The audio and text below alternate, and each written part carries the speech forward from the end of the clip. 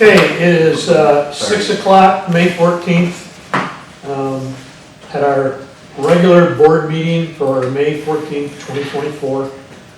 Call it to order and roll call. Chairperson Beecham. Here. Vice Chairperson Funger. Here. Board Member Cadwalder. Here. Board Member Crawford. Here. And Board Member Shroud. Here. All are present. I would look for approval of the agenda. Any changes? No, sir. So I would look for approval as presented.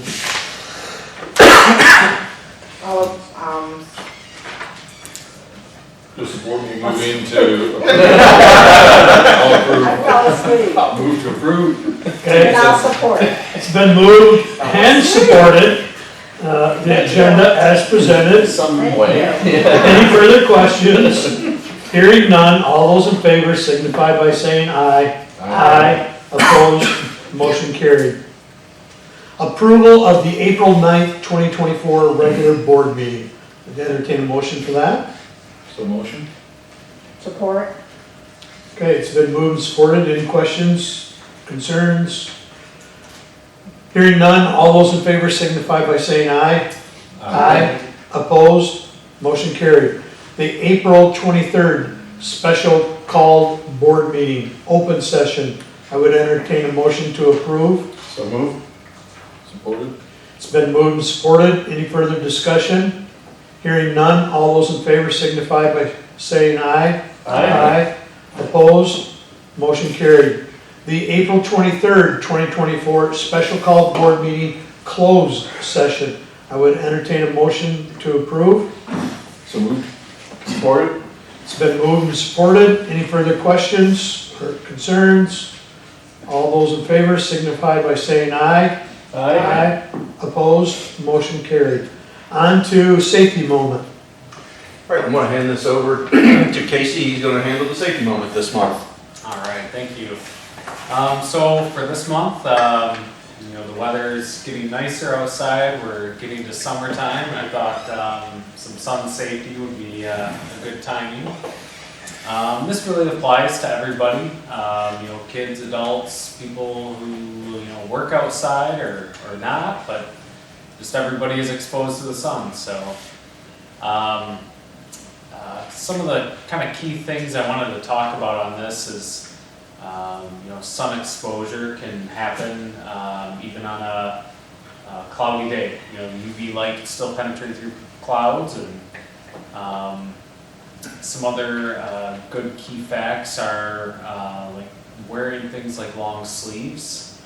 Even though you may think it'll make you hotter, it actually does keep you cooler and protects your skin.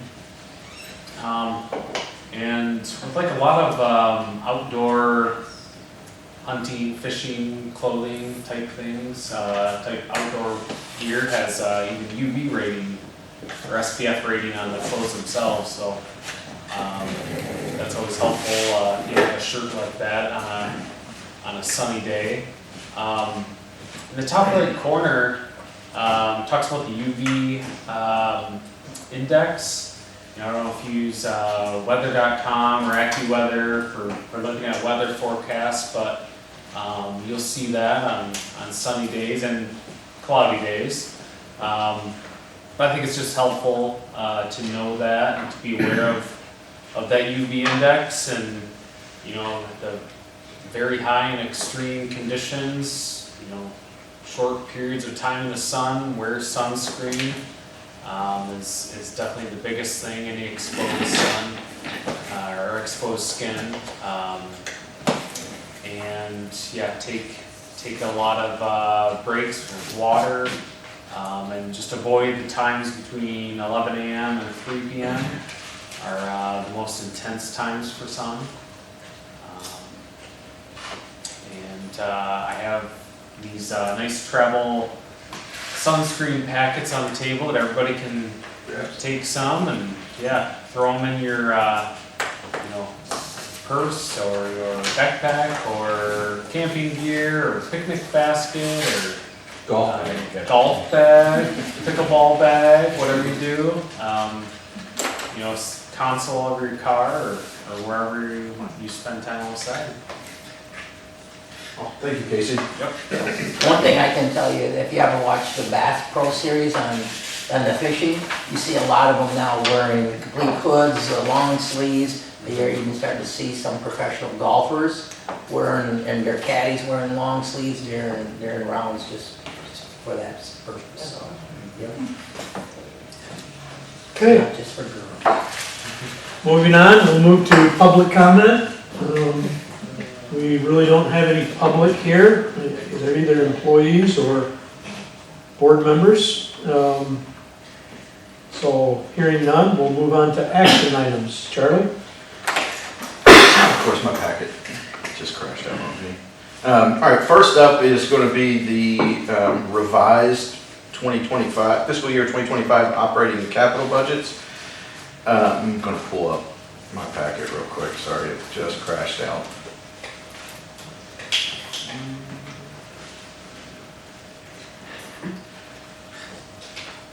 All right, so in your packet, you have the revised budget, but just a little bit of background. Annually, we pass or the board passes a draft budget in March, and then between March and May, staff works to fine tune quotes. It's most of the work is just fine tuning the model and understanding what firm costs are, getting more firm understanding of what costs are going to be incurred the following year. Again, the majority of it ties into fine tuning the capital budget, but again, as I mentioned in your board packet, couple highlights. There's a very modest increase to sales revenue between the draft budget and final budget, same as purchase power, ultimately resulted in a decrease in the operating income and a corresponding decrease in the net income, but still includes a very healthy net income, still includes a very healthy operating income so we're in a good place. A couple other changes, and we were looking at a full year of a journeyman line worker in the draft budget. Just looking at the timing of things, we're not going to be able to bring that new person on in July, so we pushed it out a couple months. We'll make sure we give ourselves plenty of time, and I'll talk about some other changes later on in the meeting, but push that out a little bit. We did increase the surplus pension fund contribution from $120,000 to $150,000 in this budget, so that's part of that swing in some of the financial metrics, net income, operating income. And then really want to pause there more than anything, or want to pause at the actual operating income or the operating budget before we dive into the capital budget. But are there any questions on changes, any specific questions? There wasn't a ton of movement on the operating budget. All right. Hearing none, wanted to dive into the capital budget a little bit, just add a little bit of flavor to the capital budget. Again, the graphs, if you stop here for just a second, Megan, again, you don't, oh. I know, sorry. Keep So going. close. That doesn't quite work out. But you can see from the draft budget to the actual budget, there was a little bit of movement, but things are very consistent overall and in alignment with a lot of the draft budget.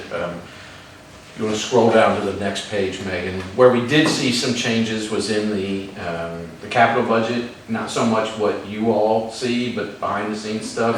A lot of the dollars stayed the same, but I wanted to review in a little bit more detail some of these projects. The IT projects we've touched on a little bit.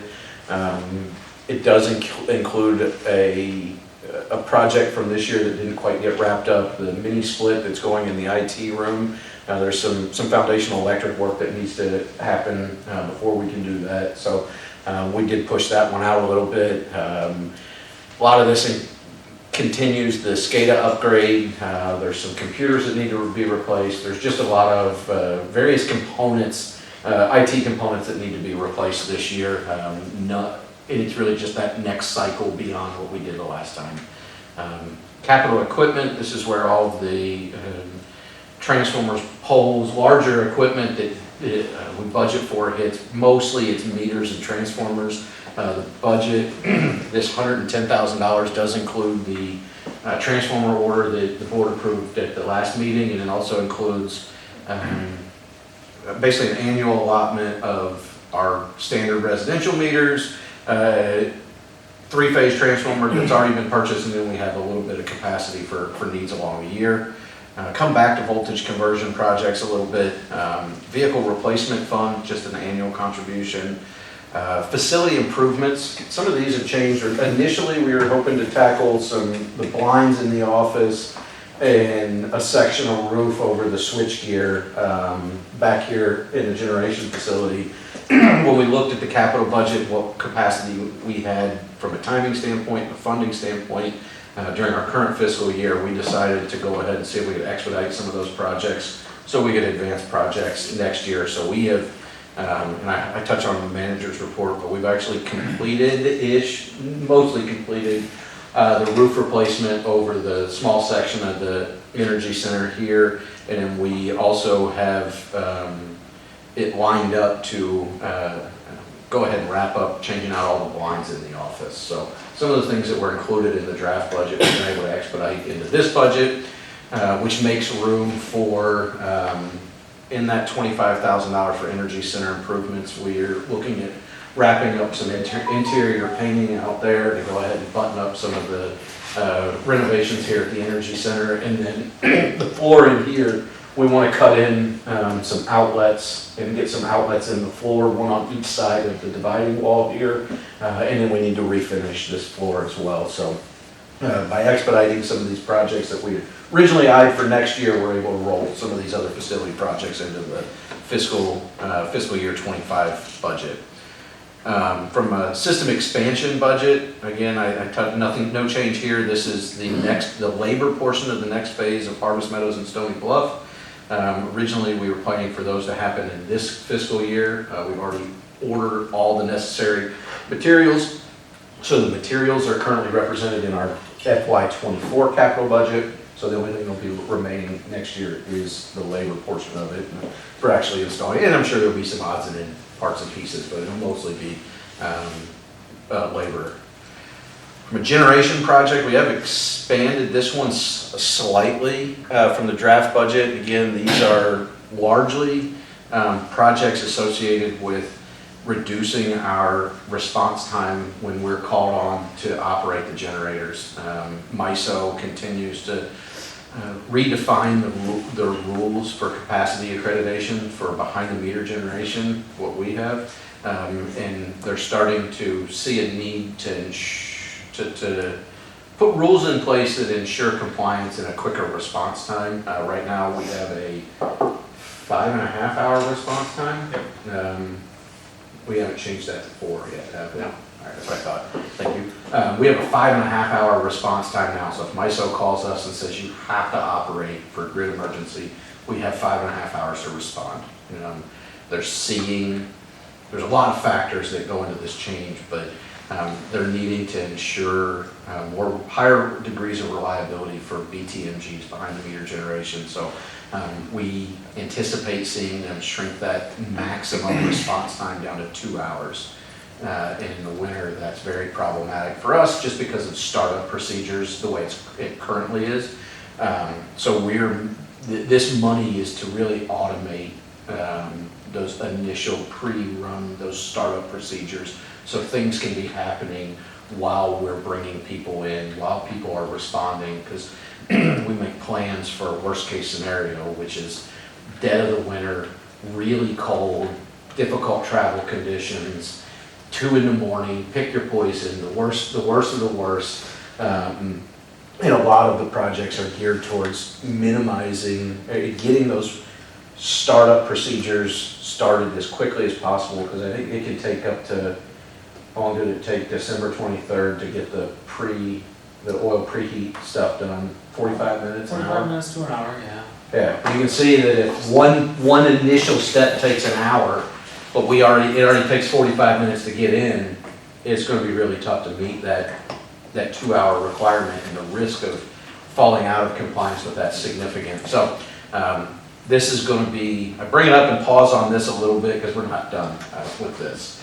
I'll also say this is one of the areas where we don't have firm quotes and good information, and that's not a product of our own taking it easy or anything. Once we found out that this rule change was coming down the pike, Casey and I initially met, discussed how we wanted to approach this, and he jumped right on it. It's just taken a while to get everything we need to piece this project together. So this, I don't say it's a placeholder by any means, but we're confident that we need to continue to make these investments into ensuring that we retain the capacity accreditation on the 2 years. Did they tell you what the ratifications could be if you're not on within 2 hours, Charlie? Or not yet? Lose your capacity accreditation. Okay. In which those 2 units sitting there, this year, the value came in, the clearing option came in at a lower price, but I mean, conservatively, if we were to go to the open market to replace that capacity, I mean, really conservatively, $400,000 to $500,000 a year. Yeah. And that's every year. So I know after the last meeting, when I mentioned, or after the draft budget, I mentioned this project, I had some people ask, at what point do we stop investing in those? And it comes down to no time soon.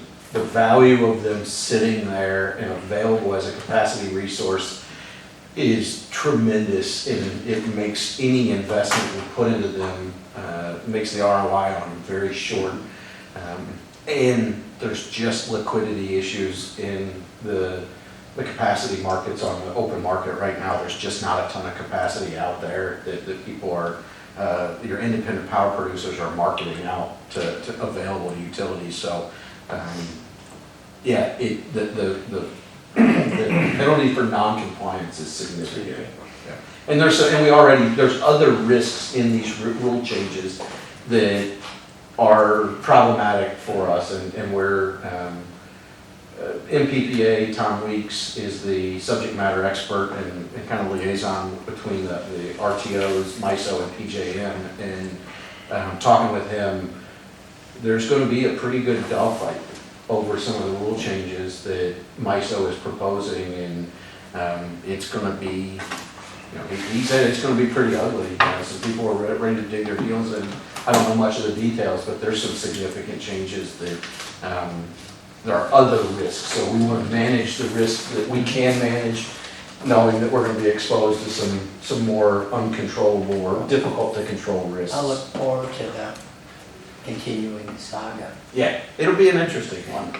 Are you having conversation with the other facilities that are in the same sandbox Yeah. as we are? Yeah, Continuously? Casey talks with other generation departments, but we work, everybody kind of funnels into MPPA, and we all work together through MPPA. That's good to hear that you're sharing ideas and trying to find the same, sweet spot. There's too many times that you find out that people are just silos and they're not sharing the wealth. So, okay, great. Good. Yeah, thank you. And then Thank you, Casey. the last piece here is just minor capital projects. These are things like the river crossing that Ryan fit in. Projects that are significant but tend to not rise to the significance of a separate independent, doesn't take, the projects that don't take extensive engineering to complete or to plan. So they're important projects. I continue to encourage Ryan to use this budget to take on little small pockets that he sees as needs and really beneficial opportunities to, really as a flexibility piece, but it also includes funds that we need to expend for customer installs, the piece that we're willing to contribute to capital projects. But if you go to the next project, or the next slide, in the budget, there's just over $388,000 in voltage conversion projects. And I wanted to just briefly touch on what has been done so far, what we're working on, and what is lined up for next year. And if you look at the green lines, those are everything that's been converted or in the process of being converted. Well, everything that's really been done this year. The first section of Washington Street's kind of a hybrid. We're working on it. It's kind of in progress, but the red lines you'll see in that voltage conversion, it includes pulling the conductor under the Grand River and creating that tie line across the river, which is huge. It's something that we've never had this kind of island on the radial feed on that side of the town. It also includes essentially finishing all the way up Washington Street, and then we actually worked with Petoskey. Petoskey had some old equipment that they weren't using anymore, that was not really old, but it's something they didn't need anymore, with some step-down transformers. So they've actually given us 4 single-phase step-down transformers, 2 of 2 different sizes. So once we acquired those, we were really able to fine-tune some of our plans, and if all the work in red is completed, we will remove the Lafayette step-down transformer this year. So the only thing that won't be converted at that point is the very tail end of Washington Street, kind of heading up towards the Boy Scout camp. There's 11 houses that are being proposed up there. We've adjusted our plan a little bit to make sure that if that hypothetical plan comes to fruition, that all those new homes will be added to the new voltage. So that's why instead of stopping at Fremont and Washington and hanging a single phase step down, we're going to push it another 8-10 spans further north, hang a step down transformer, and that allows us to take on any new load via the 12-4 set, the upgraded voltage. But it also stops us short from having to make significant investments on really small sections of single phase, when we can hang a step down transformer and still meet the reliability goals that we have for those customers. And some of the investment that needs to go in there involves really replacing more extensive work, replacing older underground cable, and we will get to them, but as we kind of prioritize things, we get real comfortable with what this looks like after these projects are done. Also includes going up Grindle, up Shepherd Hill, and then I believe that First Street is Division, Ryan, coming south. Division, so we're going to catch Division Street and then go up kind of towards Hillcrest Circle and hang another step down transformer. So pause a little bit here because this has been a big project. We started buying materials for this last budget year. We hired a contractor this year. The guys knocked out Monroe Street quickly, knocked out Washington Street quickly. Heading south, we identified some opportunities to keep the foot on the gas pedal a little bit, keep the good momentum going with some reallocation of capital funds and coming in a little bit, having the capital budget expand a little bit this year. So this is a great project. A couple other things to highlight is this green line here that runs right by Councilmember Salzweedle's house. This used to be fed, or I'm not sure if it's still currently being fed, but it's been removed. Yeah. Used to hop through from Washington Street and shoot across lot lines to get over to Jefferson there. Bad They were situation. literally just taking down the wire between Washington and Jefferson today. I was going to say, to be fair, I'm usually in tune with things, but this is very much a fluid situation. But because the city needed to take down some trees and Ryan was able to work with the residents there, we were able to refeed that whole street straight up Jefferson to really improve reliability for those customers, because that cross lot was very challenging, was going to be very challenging. So, you got a question, Perry? I do. Yeah. So, and I get it why, when we're remodeling like homes and different things, why we're still hanging transformers and going above ground. My question is, so what, do we have any, so like these new 11 homes in that area, do we suggest, do we not, or what's the ideal? Because again, in my mind, it's like, okay, for these 11 homes, go underground to the pole, the line's still above ground, and drop from the transformer, run it down the pole, and go underground to a new home as compared to, We definitely promote underground, and it's something that I've considered bringing, and if the board is interested, there are utilities that have policies that say all new services have to be underground. From the transformer to the house. Long-term, as I think of different kind of long-term projects, visionary projects where we're not going to accomplish this for 30 or 40 years, but we need to start somewhere, is we can maintain an extremely high level of reliability, especially over here. A lot of people have asked me, why didn't we convert everything to underground on the east side of town? And yeah, cost is huge. Expensive. Real estate on the ground is difficult. We can find a place to plant a pole. We now have to have easements to put switch gears, cabinets. There's easements that have to get put in place. And there's stuff in the ground that makes it problematic. There's unknowns. There's investments in private property with meter socket upgrades to be able to accept it. So there's a lot of challenges of converting, and really what it comes down to is it's a reliability. There's an aesthetic piece, but for the most part, reliability drives undergrounding. If you look at the dock addition, that was all rear lot lines, that was all difficult tree trimming. We could not guarantee and could not deliver on the reliability long-term in the dock addition, so we converted to underground. Here, we absolutely can. The challenge, though, is from the transformer to the house. The last big storm in last August, DTE said they spent as much time repairing service drops as they did. It was like 7 days to finish repairing service drops. Took 7 days to fix all their main lines. So if you can get your services underground, you can drastically reduce the impacts of severe weather. So how do you make it happen? We could look at a policy that would require all new services to be underground.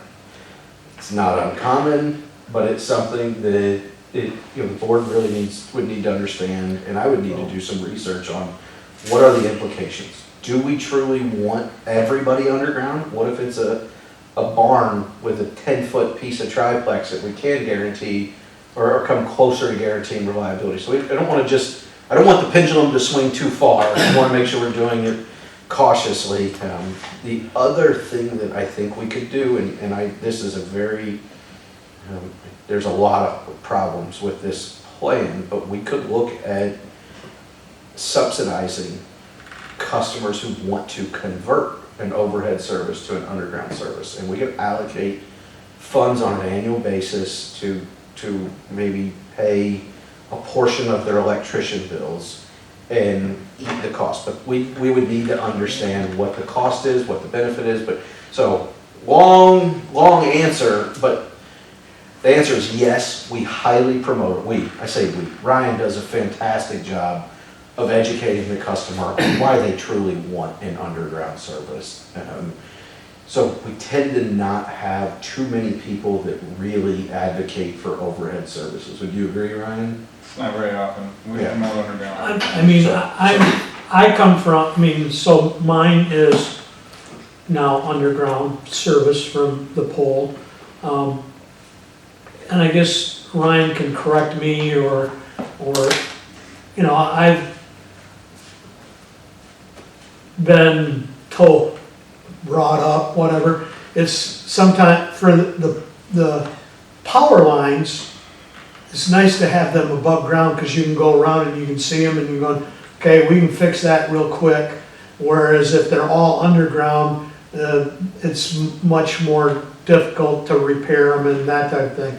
But I do like the idea of the overhead for the power lines, but then services going from the pole, down the pole, underground to the house. It's kind of a compromise. And again, I wouldn't necessarily, if we developed a plan or whatever, I don't think it should necessarily be written in stone. I think they should be able, homeowner, if justified, why their service should be above ground, et cetera. And our departments, whether it be you, Ryan, whoever's in charge of that department, determines like, yeah, it makes sense to go above ground. It's, I don't wanna just pinhole everything has to go one way. All I know, as a board member, I would encourage us, yes, even for existing customers, to do whatever we can long-term to encourage people for their service drop to be underground. And not just new services, as I said, it would be, encouraging existing customers. And it makes things look so much better without all of the, it's an aesthetic thing too. And, The aesthetics are far more problematic on secondary than they are primary. You got a pole and one line, but your service lines tend to go, because they have to hit everywhere. So I mean, this, And I think we can absolutely explore this. I can bring some policy, I can start working with peers to see what other people have done, what's worked well, what hasn't worked well. Does anybody have programs? I know one utility in particular has a program where they will pay for undergrounding and upgrading a service in conjunction with installing a residential electric vehicle charger. So there are ways, we don't have to reinvent the wheel. If this is something the board would like to do, we can put this on a long-term strategic plan of let's look at what does that look like? And I think we start with new services moving forward, and then just knowing that it's a heavier lift trying to develop a program to encourage existing services to convert to underground. but I would be very supportive of that. I think those 11 homes were on the planning commission's agenda last night to discuss moving forward with it. I wasn't sure Yeah. where that one was. I didn't see the agenda. Actually, I was at the planning commission meeting last night and they did not talk about, They it was not didn't? on the agenda. Yeah, 'cause And a bunch of those that- residents showed up and some of them. Yeah, were because I was told by upset. Mike Burns that, yeah, that it's gonna be on the agenda. Wow. Wasn't on the agenda though, the I one must say, sent out. I didn't think it was. I Wow. usually review the planning commission agenda Yeah. just to see what's going on. I only went by what I was told. Yeah, I mainly went for the review of the master plan last night. Yeah. And then I found out there was a reason why the room was full, wasn't because of the master plan, it was because of that development. Yes, And then it wasn't discussed at all, and I think some of them were disappointed, but all of the planning commission members took time out to speak to almost all of them. Oh, did they? Individually, so it's not like they bulwarked them and just said, we're not talking about it at all, they just didn't make it a public forum. The plan for those 11 houses is to be underground also. If it all goes through and they all are developed over there, we're gonna drop under Washington from the location you see there on the map where the step down is at that unnamed road. A little north of it is Crestwood, but we'll drop underground from there over to the other side of the road and then branch out to all 11 homes and capture them all with underground. Yeah. That's the plan. I can't remember if they only have water or sewer, they don't have both out there. Just water. Water, so they would look at extending the sewer to what I heard. That I'm not sure of. not in our, Not in your meeting. The original water wells for Lowell used to be up by the Boy Scout cabin up there, so. okay, But yeah, so happy to answer any more questions on the capital budget, but I wanted to show the visualization of the footprint of what we've already touched and the footprint of what is coming down the pike and ultimately what it's going to take to get rid of the Lafayette step down, which is would be a huge accomplishment, but we've got plans in place. But that, like I said, that is the budget. Happy to answer any questions in more detail, but we covered most of. does anybody have any questions? I only have one question, and it's an IT question, and I think it would probably be better suited for you and I to get those answers, because it's about security things, and probably shouldn't try to avoid those things on public camera. So with that, I would entertain a motion to forward this final draft to the city council. I would support that motion. And I I'll Make it. I would move that motion, Okay. so it can be supported. Okay, it's been moved by Craig, supported by Daniel. Any other questions? All those in favor signify by saying aye. Opposed, motion carried. And I know you know it, but just make sure that the operating and the capital, both pieces, because 1 year it didn't, and it caused a big issue. It's on your radar, right, man? Got it. Awesome, thank you. All right, on to benefit renewal. So I'll start by saying, in the past, we've taken a separate motion on each insurance renewal, health insurance, dental insurance, vision insurance. But I will kind of start with dental, vision, life, accidental death and dismemberment, short-term disability, long-term disability, because those are much easier. So with the dental, it's staff's recommendation to renew our current plan as a modest increase of 3.4%. I'll leave it at that, happy to answer any questions, but we didn't see any need to move the dental insurance. It's by far one of the most widely accepted networks, and as the dental insurance world is going through some pretty good shakeups, and a lot of dentists are dropping a lot of insurance carriers. So the other piece with dental insurance is it is our vehicle to vision insurance. So we will never meet the minimum requirement for a vision insurance offering, but since we get our vision through Delta Vision, it is linked to Delta Dental, and if we offer Delta Dental, we can offer Delta Vision with no minimum participation level.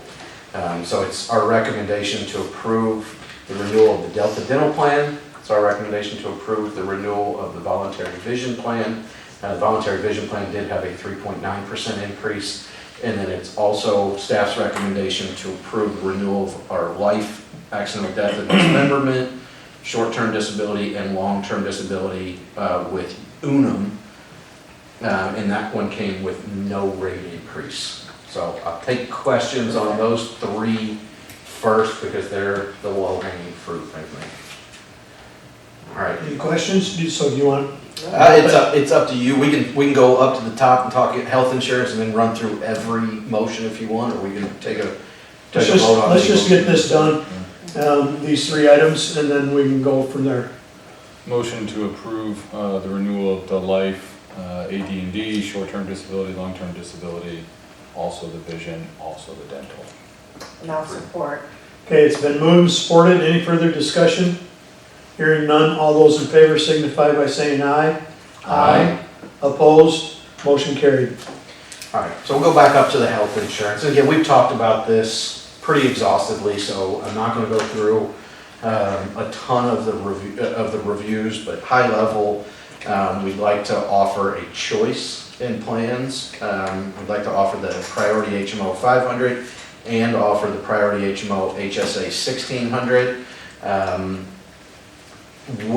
And the HSA would be with an HSA contribution, employer HSA contribution for $1,250 for individual plans and $2,500 for double and family plans. We ran into a little bit of a hiccup with the conversion from an HSA or to an HSA for anybody that would like to convert to the HSA plan. Part of our Cafeteria 125 plan is an FSA offering, a flexible spending account, which has favorable tax treatment.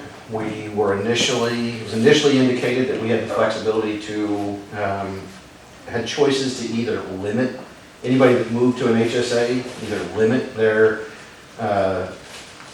use of FSA dollars to dental and vision, or they could exhaust their funds before July 1 and have a zero balance in their FSA and move. That was completely wrong information that we got. We've worked through how we want to implement that, but long story short, we cannot participate in the bank account piece of the HSA. Still have the insurance plan, but the bank account, the actual health savings account, we cannot make contributions and employees cannot make contributions until January 1, and they have to have a zero balance in their FSA. Changes the attraction level of an HSA offering immediately for a lot of people.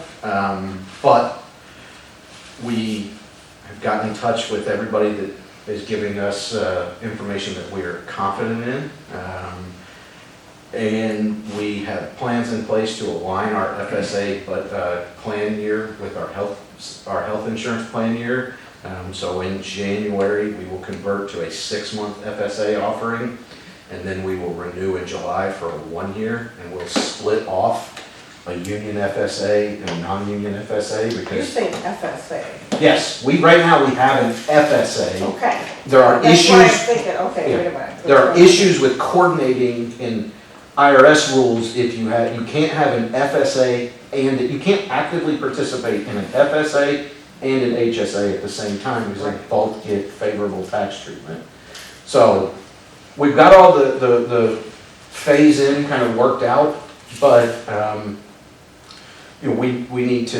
staff is going to be evaluating our options in terms of ensuring we get sound information and information we can be confident in, because we saw this as a potential issue very early on.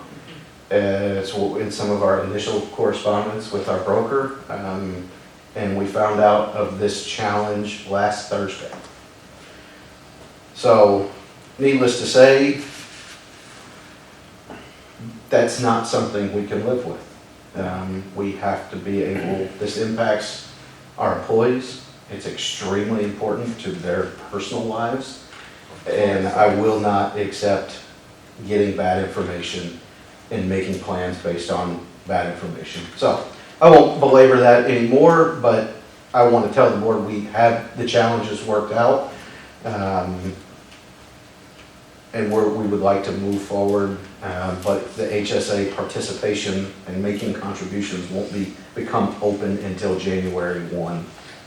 Again, it will make things far less attractive to participate in the HSA plan, but I think we still have participants in both. As long as we have participants in both, we can guarantee we can continue to offer the 2 offerings moving forward. Because my takeaways from the board was a ton of positive feedback on being able to offer multiple plans and being able to provide optionality to our employees, because there is no one size fits all from an insurance need. So. So that's our recommendation on the plans. It's to, go ahead. No, go ahead. And then want to also touch on the domestic partnership. I've included in your board packet a choice, and I guess there's 3 choices. We can either not do anything, which I'm not recommending. I think we need to expand our offering to domestic partnerships. Can we back up? Yeah. Can we just approve Do you want to do this piece? that, and then we can go to the next? Perfect. This is the one piece I wasn't sure, so yes, if we'd like to go ahead and take a vote on the health insurance offerings and offering the priority HMO 500 and the priority HMO HSA 1600, and there is no documentation that includes what the employer HSA contribution would be. We're still working through how to codify that in our policies. Right. And I don't want to put it in policy, so what I'm asking for is that those numbers to be included in the motion so that they're captured in the official minutes, and that's the official board action. Because there is no, that's something we determined, not Priority Health, not BHS, not somebody else. It's something we determined in conjunction with working with them, but that's not spelled out anywhere where every other detail is spelled out in a plan that's presented by BHS. Okay, I would entertain a motion. Daniel, you're so good at this. I'll motion to approve the offering of the 2 health insurance, the priority HMO 500 and the priority HMO HSA 1600 with the 20% with an employer HSA contribution of $1250 for individual plans, $2,500 for double or family plans. Okay, with that, I would entertain a support. Support. Okay, it's been moved and supported. Any further discussion? Well, one just real quick point of clarification. The 20% is in the plan name and it refers to the co-insurance piece. Oh, I see. So, Okay. yeah, it's kind of odd how it's sitting there. Yeah. But I realized I didn't explain that piece. Space after the slash. It's the space. Yeah. Any other discussion? With that, all in favor signify by saying aye. Aye. Opposed? Motion carried. Now you can go on to next. Yeah, so Thank you. As I mentioned, the domestic partnership, we have a choice, kind of three choices on the table. Do nothing, which again, I'm not recommending, or we can offer domestic partnerships for same gender partners or domestic partnerships for the same or opposite gender partners. We talked a little bit about this, but the eligibility requirements are on the affidavits. These aren't anything we get to determine who it's available to, but you know, like I said, it goes through the eligibility requirements. But why I think this is so important is we did identify through all of this that spouses of legally recognized same-gender marriages in the state of Michigan do not qualify for health insurance coverage under priority health rules. We have to at a minimum approve domestic partnerships for same-gender partners if we want to offer insurance to spouses of same-gender married couples. And I think that's absolutely important that we do that. Right. So I'll open it up to the board. This is one area where, And I would say, you know, if we go with just for same-gender partners, we're getting into kind of separate but equal territory. Whereas if we need to offer, you know, domestic partner benefits to both same-gender and opposite-gender partners, as discussed before at the previous meeting, there are many opposite-gender partners choosing not to get married and have domestic partnerships. So, you know, that statistically is more of the reason to do this than you know, not. So the only comments I'll have there is I view them a little bit differently. I disagree with you, but to me, you know, offering it to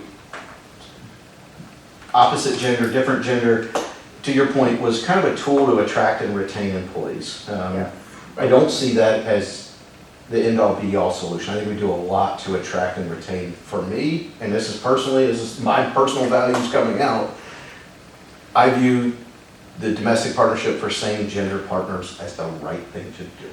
And maybe that's just me, but I don't understand how the state of Michigan and the whole world recognize same-gender. what I'm saying is, I mean, if we do just for same-gender partners, I mean, it's just that. But if we're doing it for same or opposite gender partners, it opens it up to, I mean, it makes the footing for same-gender partners equal, but it also allows opposite gender partners the opportunity to not have to get married. No, and I don't disagree. I personally view them as the same gender fixes a bad rule. Yeah. I genuinely don't understand how Priority Health can legally do that. Right, and it's terrible and it's stupid, but like I say, the one for both same gender and opposite gender partners covers all ground. No, and like I said, I don't disagree. I look at one as a choice not to get married, another is not a choice. And for me, that's just, but again, after learning more about this, I have no problem sitting here and recommending approval of either or. But I do think it's very important that we approve one or at least one or the other. So to what extent the board wants to open that up is, I would say more a board level discussion, but from my seat, I see that at a minimum offering domestic partnership to same gender partners as being very important. So I guess, question, so is there, the way I read it, there's no difference between the two in terms of requirements to meet it, right? Aside from the gender That's it. Yep. Yeah, that's why I read it as well. So I guess, the other question's on like item 5 on there, says they've lived together for 6 months. So a married couple can start to live together, right? And within days, they can be covered. Like, so there's one slight difference that this one has. But we have to kind of use this policy. This is, yes, That's this is priority the, policy, so we can't. this is the vehicle we have. We don't get to We necessarily. don't get to create our own. That's it, honestly, that's the best way to put it. We don't get away, we have to play in their sandbox, and this is the toys that they put there. We either do it their way, or we look for a whole other company, and we've looked for other companies, and the cost And this to is just provide it is. what That's what- Priority Health is doing right now. The That's what I was potential getting. for another company having a different policy, it's possible, but we can't do that legwork. But I So I think we guess what I can, was trying to We shouldn't get do to that. is whether or not, there's like 8 different things or whatever you have to meet to, Yes. and could you say, or be legally married, same sex or otherwise, and have that kind of be but it sounds like that's not even gonna be We can't change considered. this affidavit. Exactly, that's what. yeah, that's this is, pretty much if what's we want matters, to so. offer, if we want to offer coverage to spouses of same-sex marriages, this is our vehicle to do it, with Priority Health. Which I think is better than nothing, right? So Oh, I thought so too, I still think it is. What about number 3 up there? Yeah, 3 is weird, is that like reference to like federally Well, just recognized so- legally Yeah, married? Just so Because that, yes, you're not, so if I have my partner and she's legally married to somebody else and she never had gotten a divorce, X and million. Yeah, well, if 2 people are married, It's contradictory. Same If sex. it's same-sex and they're legally married, does this they exclude still have to them? sign the affidavit, like, it It's- doesn't yeah. exclude them because it's, Yeah, I'll be honest, I don't know the yeah. specifics of their rules. What I was told is that, and I made them put it in writing, under our current coverage, they're not eligible. This is the vehicle to make them eligible. And the conversation was all about, how can that be if the state legally recognizes the marriage? If the federal government legally recognizes the marriage? Yeah, like I said, I mean, that's beyond our purview here, but Yeah. certainly it's not right, but But yeah, if we want to do something on our end that is equal for everyone, it would be the same or opposite gender partners. The second one, rather than just the same gender partners. Do you have some more questions though? Well, just if the number 3 part is like, does that, my understanding is not, I it can, doesn't preclude married, I guess I don't get how that works. what I believe that is referencing is they're not married to somebody else. I think to That's your what I point said. is that Okay. you can't be married Yeah. to your ex, which still would legally qualify you for coverage under their Yes. insurance. But now you're with a different partner, or whatever your story is, it can't be outside of that, is my understanding. I can get clarifications, but the way it explained to me is this is the vehicle to do that, so it can't contradict itself. Definitely ask them for clarification on that, to make sure that we're on the right track. Because let's say you were getting a divorce and your ex took off your insurance, but you hooked up with somebody that could Right. get on it, so therefore, you're still legally Yeah, married. you because my couldn't get ex should insurance. still legally have to cover me because I'm still married to him. Not necessarily. Well, it saves money with the other groups. I agree. That's the Yes, thing. yes. So I get that. So what are you asking, Tina? I mean, you're asking I'm not to do a vote now? You're asking, because you said something about you want clarification?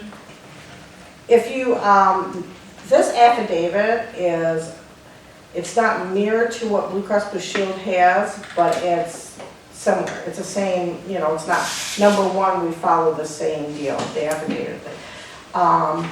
This is phenomenal, and I say that we should move forward on this for same and opposite, because, and I can't release any information, but I know that the big players in our landscape offers it to their people.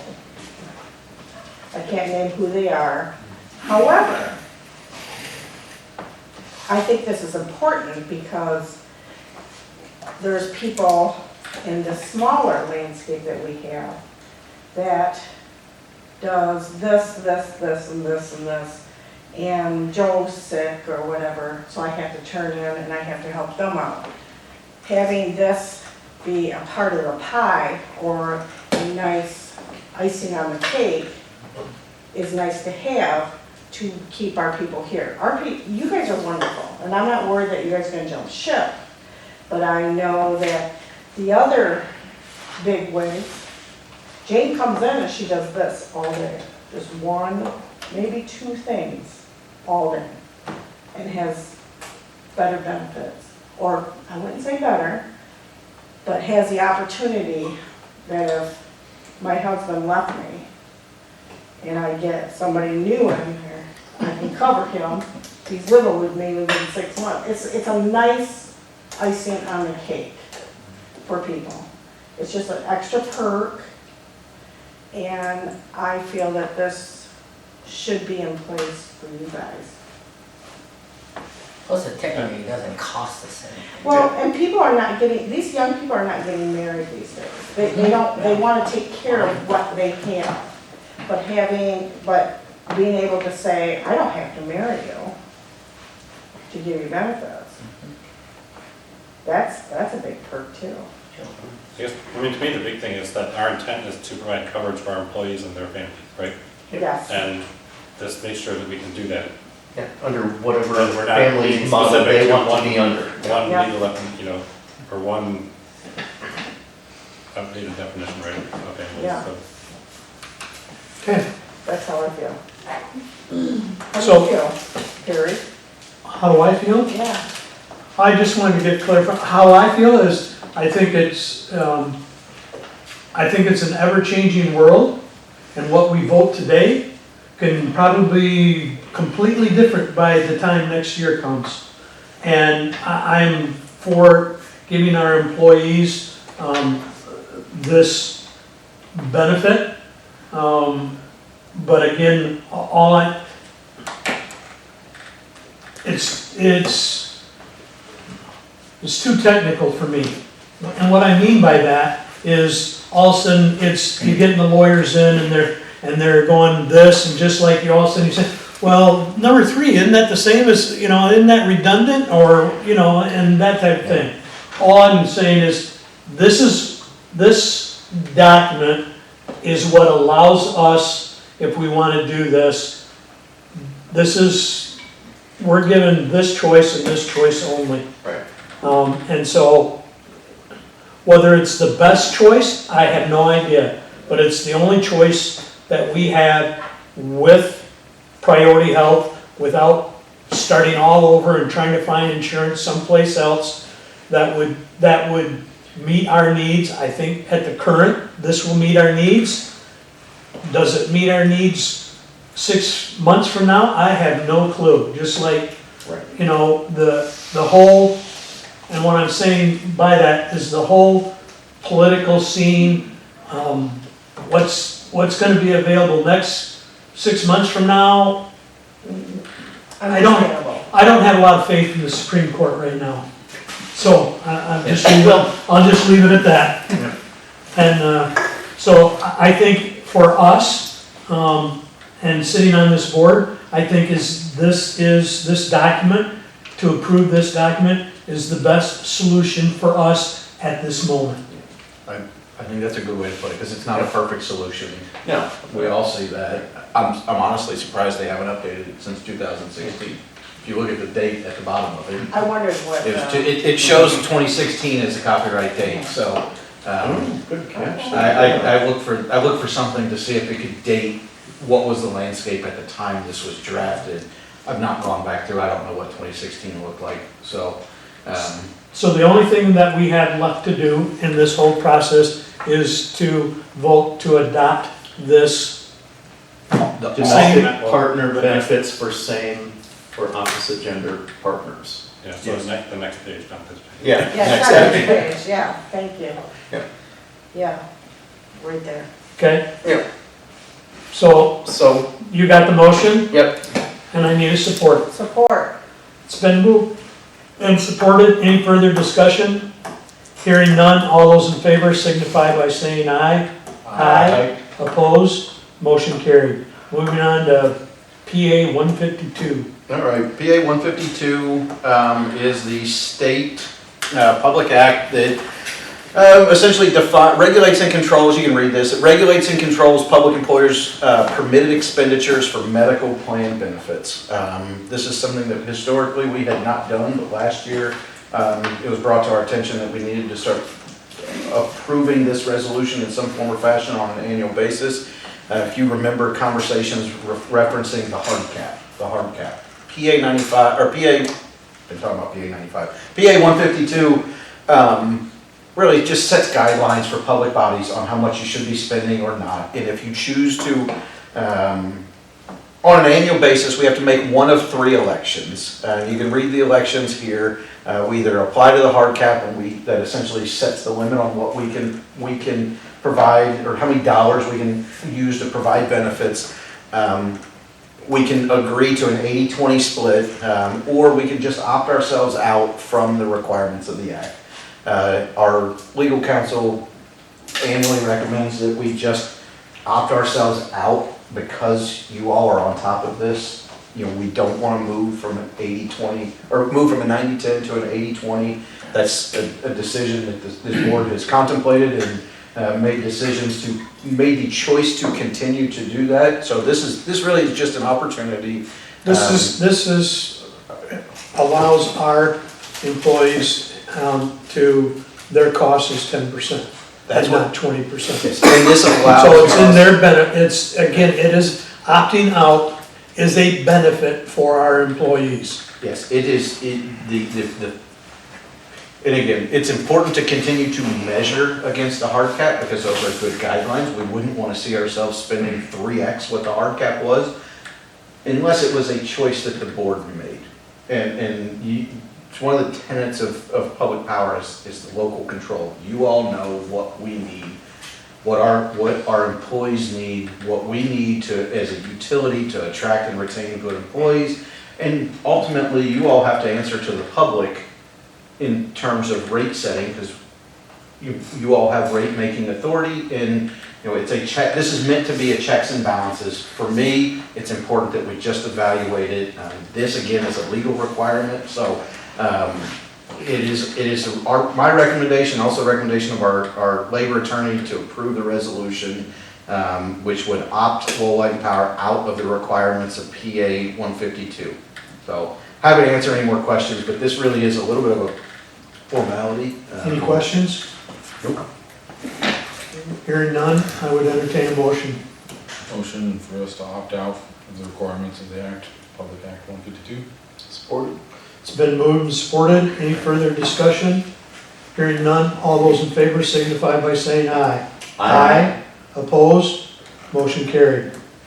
All right. So last up in the action item is consideration of additional pension and equipment fund contributions. As the board is aware, we monitor financial metrics on a monthly basis, and we've been closely monitoring financial metrics this year, including cash recovery. Due to a confluence of kind of circumstances, a lot being stabilization of the energy markets and seeing some prices come down. We've seen the PCA recover our cash faster than the models originally predicted. Nobody predicted that natural gas, what's natural gas at now? Under $2? Yeah, 180? Yeah, natural gas is just dirt cheap. We saw that when we were making the cash recovery, we were seeing gas in the 7, 8. Yeah. I mean, it was, so we've seen natural gas really plummet, and with that, the energy markets have plummeted. We've seen tremendous stability and it's a what I'm calling the calm before the storm.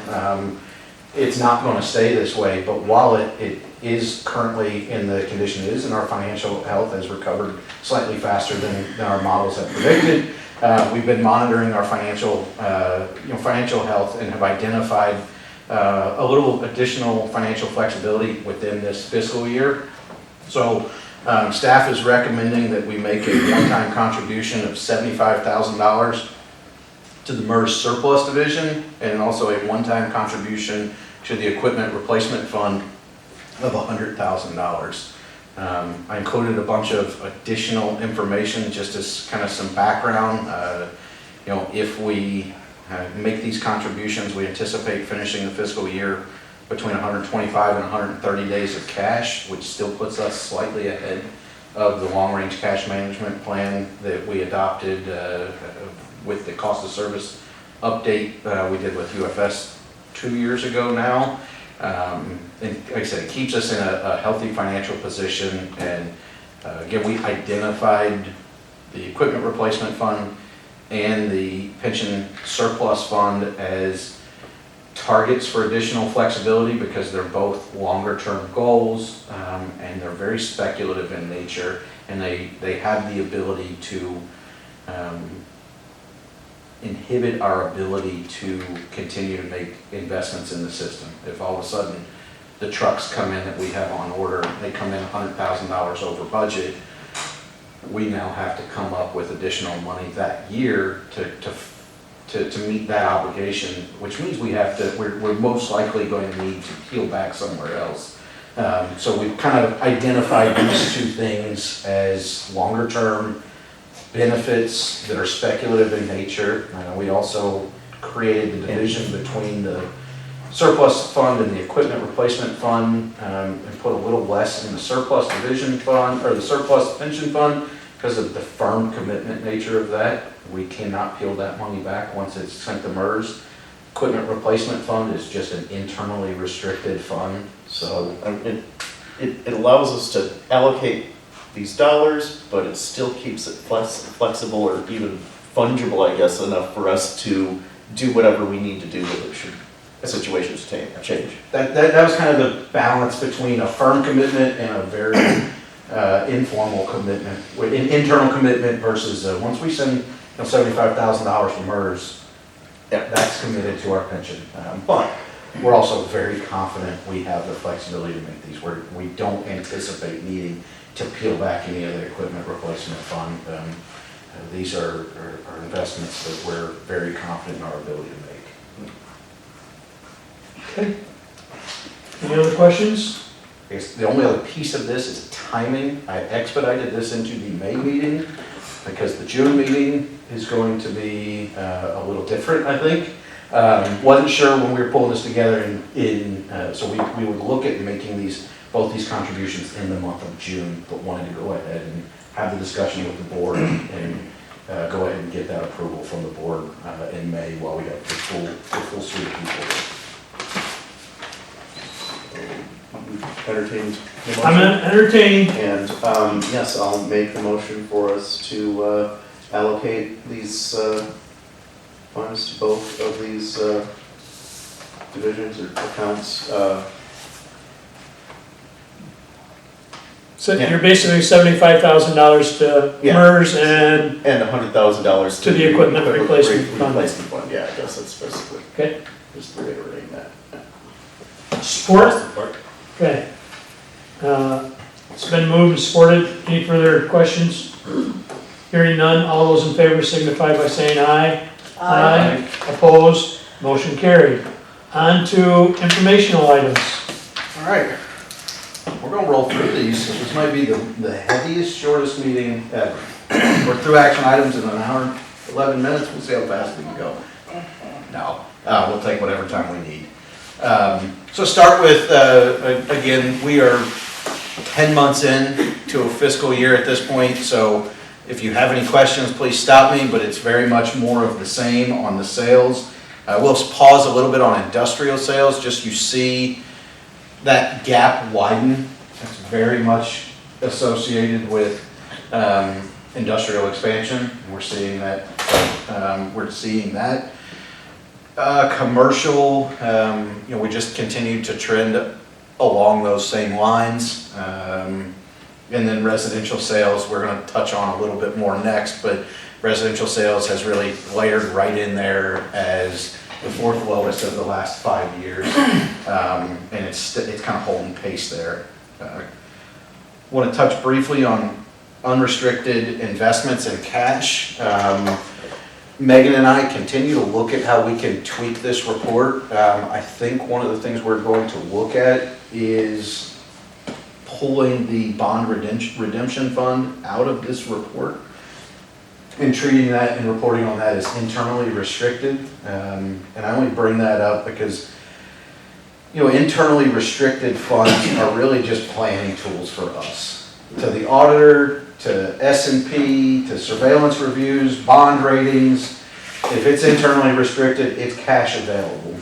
But what we're seeing is we have longer lead times on equipment.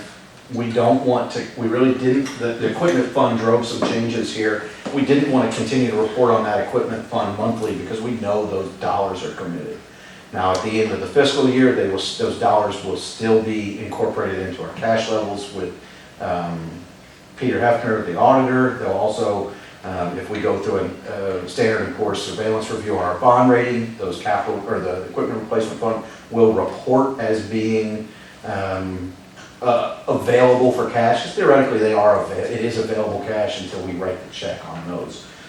But for our own planning purposes, we want to ensure that we're accurately reflecting our cash levels, including our future commitments. So historically, we've never pulled the bond redemption fund out of this report because we pay our big bond payment in July. So we always just know that there's a dip that comes in July in cash, and we recover it through the fiscal year. So with the equipment replacement fund growing in size and potentially having $500,000 hit in one fiscal year, we want to start pulling some of those internally restricted funds out, which kind of puts us in a weird spot with this one individual fund. So more than anything, just want to give the board a heads up. We're looking at pulling that bond redemption fund out, but we'll start to skew our actual cash on hand as it relates to the audit or Standard & Poor's surveillance reviews, the official cash balance. But again, go ahead. So does the vehicle or the equipment fund, is that included in this chart now? Or No, we have pulled that completely out. And it's one of those things that, do you treat all internally restricted funds the same? Because the equipment replacement fund is speculative and when the trucks are gonna come in, when it's gonna hit, what Right. fiscal year. So we wanna kind of separate that out and say, those are future commitments. We're not counting on any of that money, but the bond redemption fund is very much cyclical. So we found ourselves, Megan and I, talking about, do we treat all internally restricted funds the same? Do we report out on some? We don't have necessarily definitive answers. I want to understand what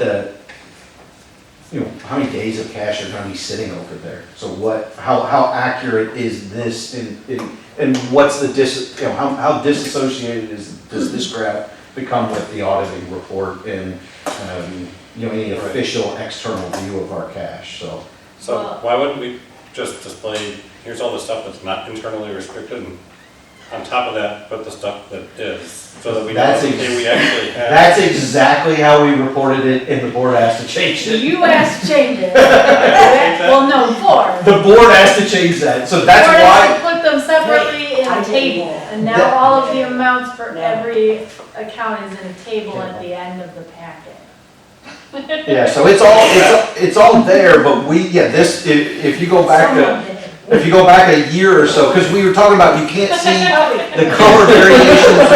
Blues were internally restricted and other ones weren't, and it ended up being too much on one graph and really disassociated with, you couldn't gather your cash stance, and as our focus on cash management came more on days of cash and how we're managing our cash levels, it became more important for us to peel out some of those. Yeah. So we've made those changes, and long term,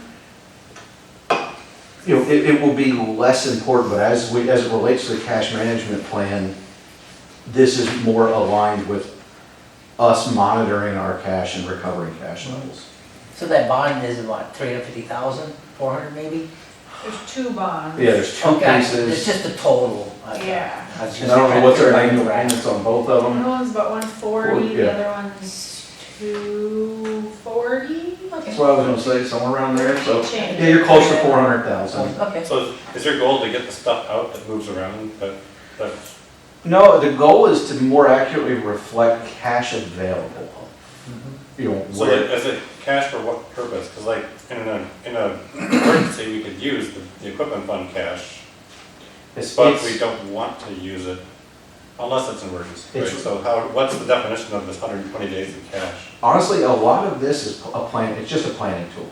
Do you wanna write a $500,000 check and then realize you don't meet your 120-day requirement? Or do you just, money that's committed is already peeled out?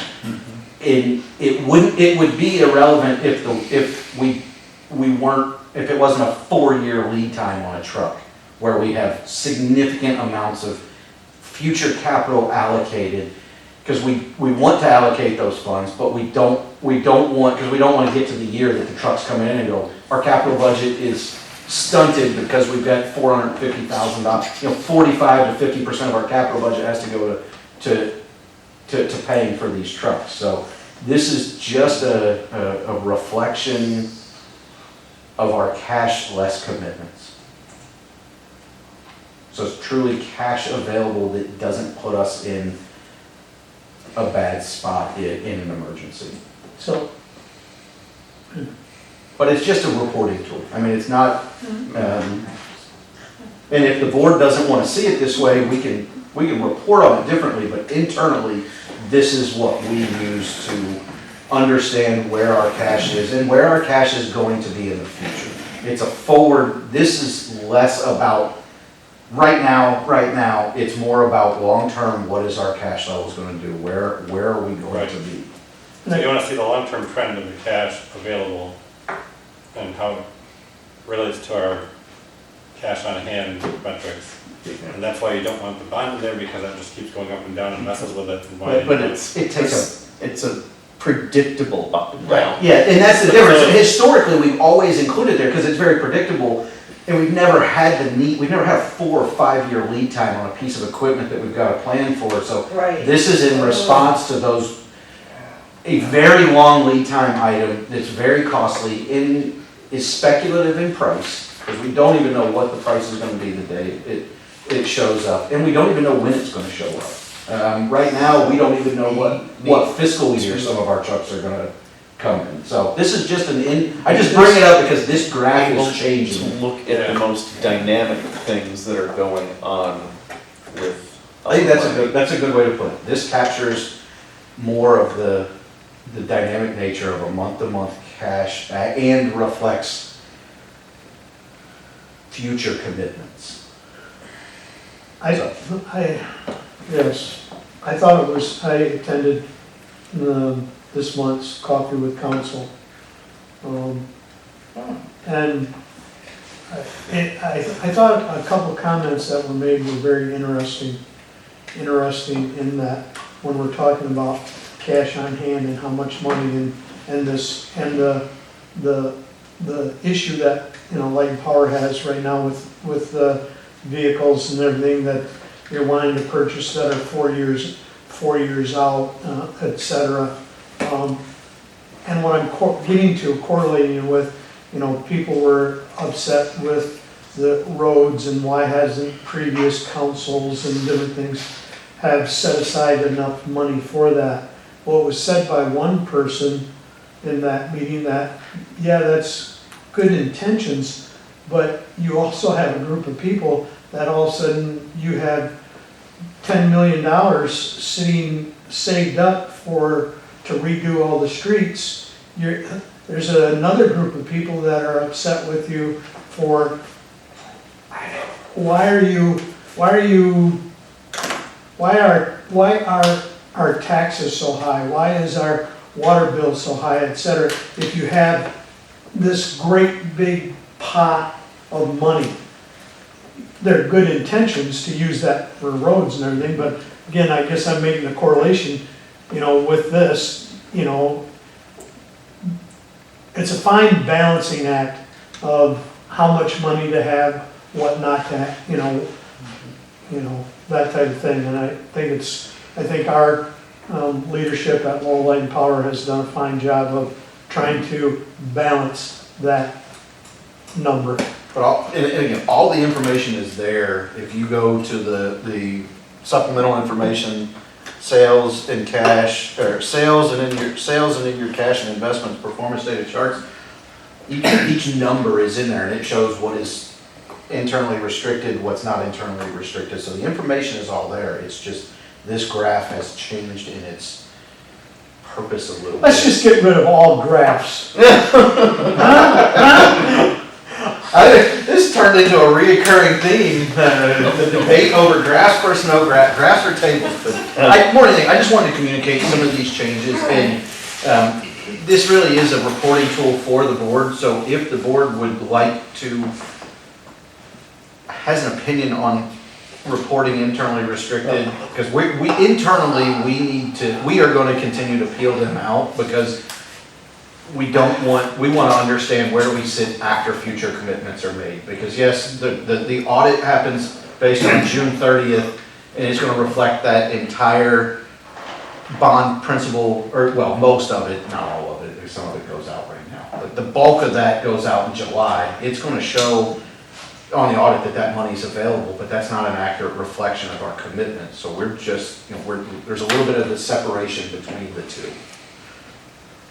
But what you're saying is that you want to take out the stuff you think is restricted. well, I'm just taking out what's internally restricted. Yes. More That's for- the more intent, yeah, that's fine with me. committed. It's- I just want to make sure it's clear to everybody. Yeah. And you aren't seeing, hey, if you compare last month to this month, hey, things are, my June should, or my April 2024 shouldn't change between May and June, so I wanted to give everybody kind of This an is- understanding. This isn't a vote item. No, is an this is just item, so- informational. And I, Duly noted, Megan. All right, other than that, that's the only thing I wanted to really hit on the performance data. Want to jump down to residential billing review. And again, not anything earth-shattering by any means. Don't want to spend a ton of time on it, but we have talked about residential sales trends routinely, and wanted to look at what are all the components? We've seen our total kilowatt hour sales drop, and we've added a lot of homes. So again, it's been something that we have monitored. We thought, we wanted to verify that there was no billing issues, nothing that's like, hey, we're missing something. all the or meters some- are reporting in. Everything seems, so after we kind of verified that there's no indication, let's dive into the numbers and see what trends come out of it. And I think this is pretty interesting, because you can see the impact of incremental rate increases on an annual basis. And while the sales have trended, our current year sales is behind the three previous years, our revenue is going to be up. The orange bar, I think, is important thing to remember with residential services is there is a larger percentage of residential services that's tied up in fixed cost. Your customer charge is just a bigger percentage of your bill at the residential level than it is at a commercial level.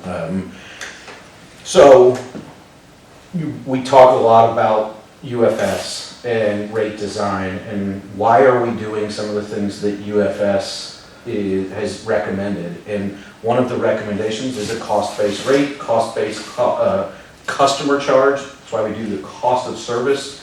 So what you can see is our revenues have very much, our revenues, including our energy charge and our total revenue and our customer charge has incrementally increased, kind of separate from average total kilowatt hour sales. And we still have our fixed cost to serve them. The residential rate class tends to be very susceptible to weather, but our cost to serve them outside of our power supply, which is separate, but our fixed cost, what we have to put into investing in our system is completely disassociated with the volumetric sales a kilowatt hour. So what we see here is I just bring this up to say our rates are working. What you all have done with moving to cost-based rates, doing a cost of service, we're seeing an ability to retain our necessary revenues, the necessary revenues to continue to serve this population, continue to serve this rate class without drastic impacts to the rates. It's just the structure is working. And then I also bring in the PCA. You can kind of see that the PCA is very much fluctuates over time, but it's also not a it's not a huge percentage of the overall revenue. And really even your customer charge compared to your energy charge is a fairly, it's still less than half, but it is a larger percentage for the residential customers.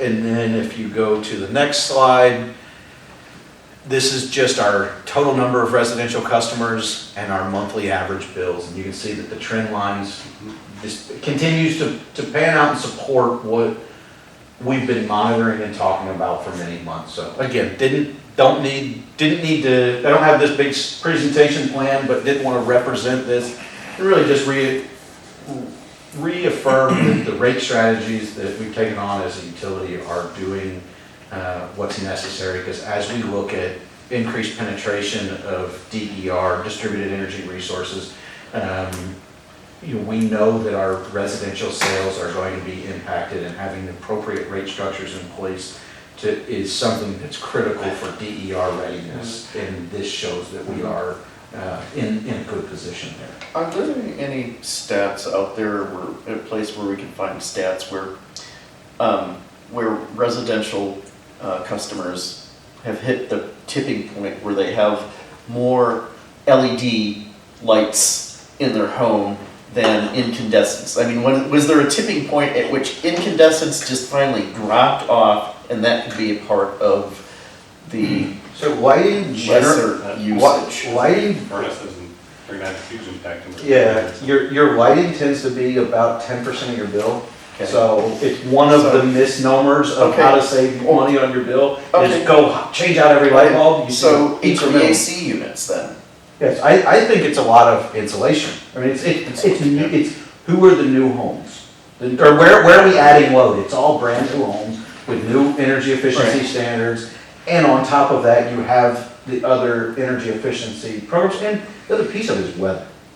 I mean, weather is the biggest determinant of residential load. It's why you see your small commercial tend to trend with your residential, and once you get to a medium to large commercial or an industrial, you see far less weather variation. So I mean, a lot of it's tied up in weather. There's other things that we could see. We're starting to see proliferation of behind the meter solar on our customers' homes. So that's going to impact overall. So I don't think it's material yet, but I just bring this up because the rate structures being in place get us ready for weather fluctuations, get us ready for solar behind the meter. Everybody puts solar up, everybody puts 3 kW of solar. We have to make sure the rate structures are there to recover our fixed cost to serve, to have all the poles, all the wires, all the transformers in place to serve the need when they want. But that's all I had on there. I'm happy to answer any additional questions. Like I said, I know I can send these out to everybody. This was something that we've kind of been pulling together. Really didn't want to provide without context. But I'm happy to send these out, happy to pick up conversations. But just wanted to quickly graphically show kind of where we sat with residential sales from a volumetric standpoint, but how our revenues and how, because our cost to serve those customers hasn't changed, it's only gone up. So we have to have this protection of certain revenues associated with serving that class, and the rates are working. Well, those are very helpful, I think, and especially the previous one, so it kind of shows how the rates are fairly stable despite the usage fluctuation. Yeah. But because of the scaling was different, you had to kind of look. But on the previous one, you could kind of tell that, okay, that 1 year when it was up, yes, there was a little bit more relative orange, dark orange, that's a bit above the trend line compared to others when One of the things, blue's a little bit down, but but it's very linear. yeah. I mean, it's sitting on that trend line. A lot of them come very close to the trend line. It's one of the things that Megan and I have talked about, which goes to your point. It's for having no stability in the volumetric sales, there's far more stability in the rates, and that's very much a product of the structure and going to cost-based rates. Mhm. I also want to highlight that this doesn't mean we're pocketing more money. It means that we are accurately collecting revenue in the cost that the cost we incur to serve that segment of our customer base. I don't want anybody to misconstrue what we're saying is give us your money, but our costs don't change like the weather does. So we have to have that stability that you're referencing. Yeah, well, I think that's the PCA part is pretty interesting too, because it shows how that fluctuation is what's sort of absorbing the need to fluctuate the rates. Yes. Right? Because it's going up and down, they kind of capture what it needs to, and then, although I think that cost of power is not shown here, but it's, The cost of power is shown through the PCA Right. essentially. yep. All right. Any other questions here? Ryan, you got a heavy one this month. Yeah, it's pretty rough. Couple outages, raccoon climbed up a pole, 3 o'clock in the morning, caused some trouble out on Overly. It's kind of a bummer. The pole Did he was make up. Happy it? raccoon. He made it to the ground. I think so, raccoon is so heavy it took the mold. Oh, no, that's what he did. Raccoon, no squirrels this month, huh? Raccoons tend to be pretty tough, actually. They're not normally at the bottom of the pole, to be honest with you. They tend to crawl off and Yeah. survive these, and this one did that. He was not Really? anywhere to be found. He survived. But, and then Front Street, there was an individual out there cutting a bunch of trees down.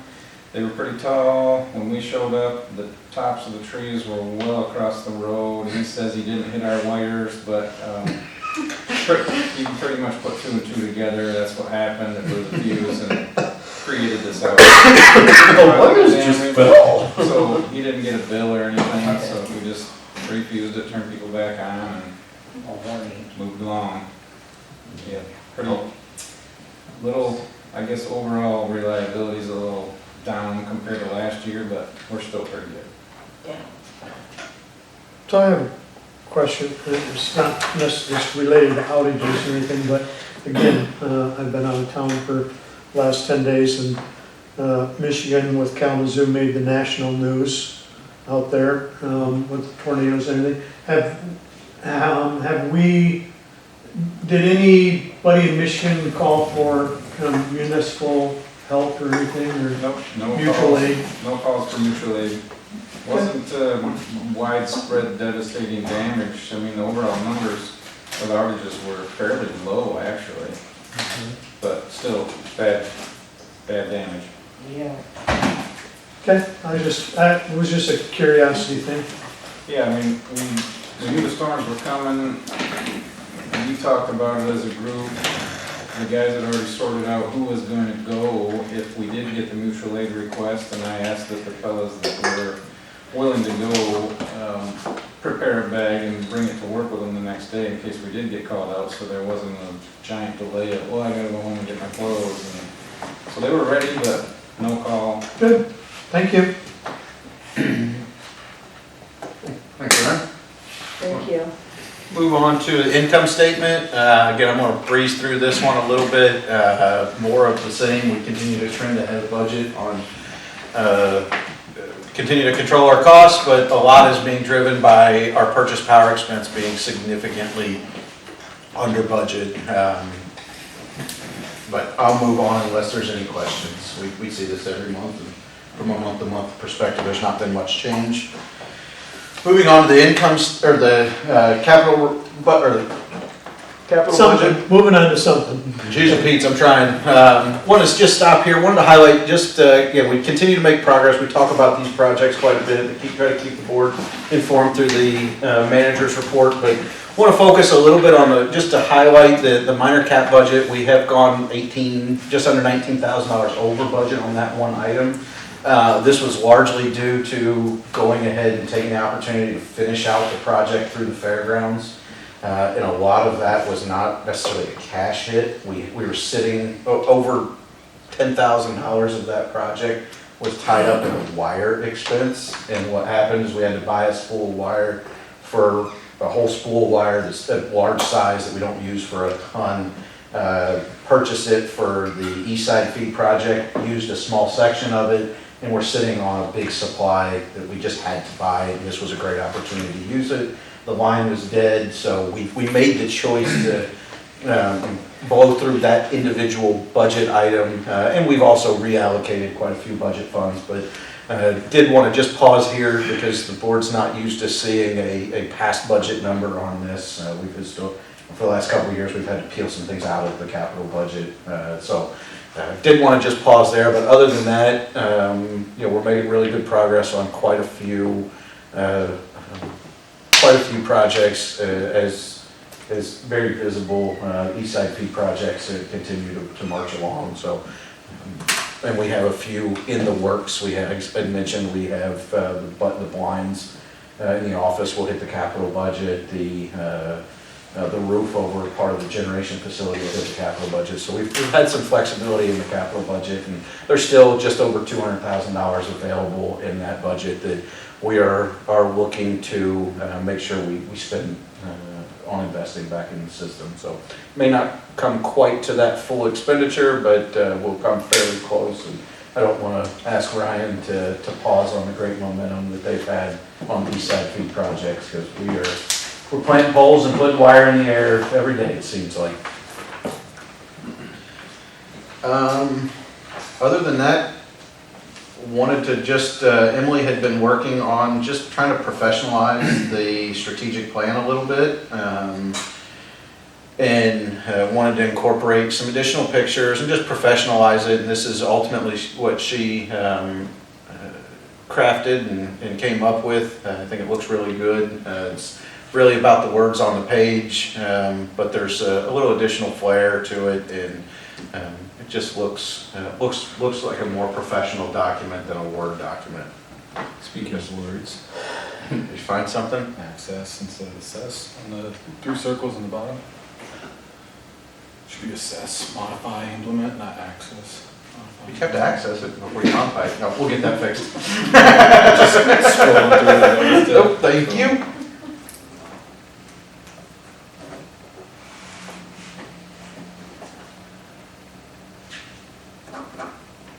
But I thought the rest of it looks really good. Again, just an informational item.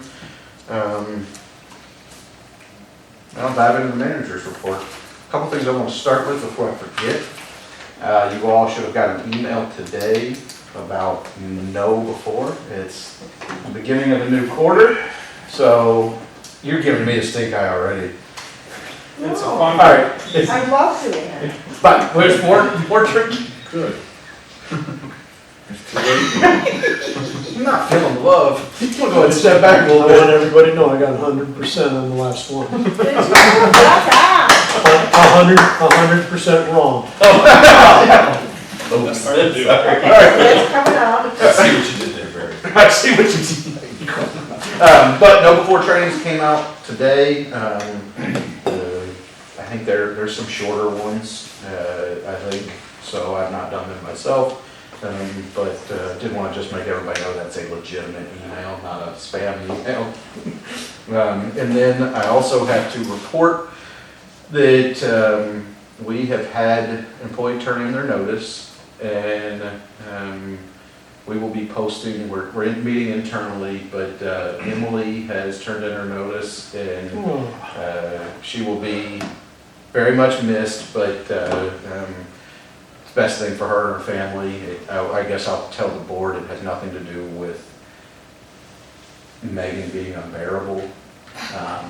No, it's not a That was a surprise. yeah, it's not a light and power thing, it's really just for her, it's for. What's the best for her? Yeah, it's really what's best for her, so we're very supportive, and she's been gracious enough to give us a month's notice, Wow. which I think says a lot about her, and a lot about the company, that she wants to give us a month. So she's working with me very closely right now on my APPA national conference presentation, and she brings a lot of value to things, like everything she does, but she will be missed. We're meeting internally to kind of strategize on how we have, as a company, have evolved since we were making that hire. So more to come, but more than anything, want to share with the board that you'll see a job posting, and it may or may not, we have not determined if it will be a one-for-one type replacement. We're looking for, or we're going to start to redefine some roles and recraft that position. If you recall, 3 years ago, we brought in me. 3.5 years ago, we brought in me and 3 of the 5 office staff. So we have changed significantly since Sharon's retirement and Gail's retirement. So we just want to pause before we react too quick and slap an ad in the paper and then go, well, we wanted something different. So we have some rock stars on our staff that we want to make sure we are providing opportunities for professional development, professional growth, but we also have needs as a utility. Some of the things that Emily does will be sorely missed. I think she has really taken our social media presence and improved on that. I think we're far more visible in the community. I think she has very much advanced our goals and objectives from a community engagement standpoint, and just communicating the value of public power to our customers. So I told her that however we fill those responsibilities, whoever fills in or whoever takes over has got big shoes to fill. So like I said, she'll be missed. We'll move on. We'll miss her, but we still have a job to do, and we're gonna make sure it's still done really well. So we wish her the best, though.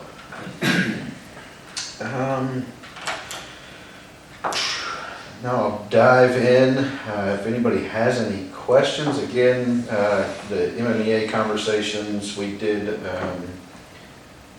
last month we did a state legislative rally, and we also kind of had some really good conversations, but also are seeing some increased attention on the PA 95, the Low Income Energy Assistance Fund that Senator Singh is proposing to mandate that we participate in. I bring this up because next month in June, there will be an election the board will have to make as to whether to opt in or opt out. We have historically opted out, and we believe that we can meet those local needs through local solutions, and it's a matter of local control. So continue to push back there.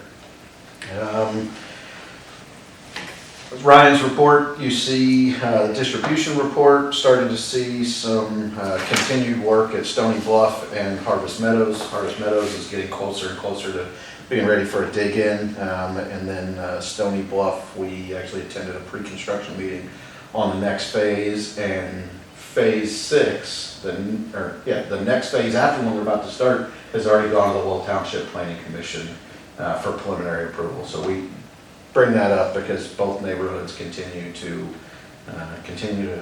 make great progress, and Harvest Meadows will be wrapping up sooner than later. So this is the last phase of Harvest Meadows, so we're getting close to wrapping that one up, and we need another developer to come in and put another 200 homes in somewhere, and we'll keep serving those.